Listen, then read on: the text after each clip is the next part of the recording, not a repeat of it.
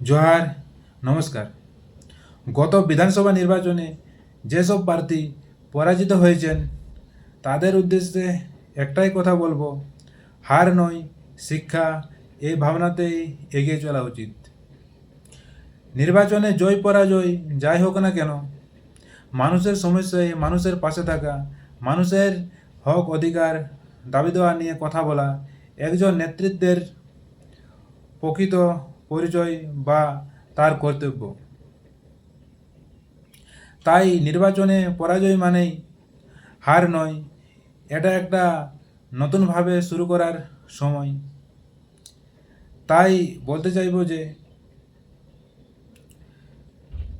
নিজের ভুলগুলোকে বিশ্লেষণ করা, নিজের সংগঠনকে আরও বেশি শক্তিশালী করা, মানুষের মতামত শোনা, বা একজন বিরোধী হিসেবে সরকারের ভালো কাজকে সমর্থন করা, বা সরকারের ভুল বা দুর্নীতিমূলক কাজের বিরুদ্ধে সোচ্চার হওয়া,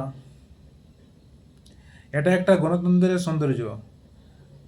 সর্বোপরি বলতে চাইব যে মানুষের বিশ্বাস হারালে তা ফিরে পাওয়াই হোক আসল লক্ষ্য, জনগণের পাশে থাকাই হোক আসল প্রতিজ্ঞা।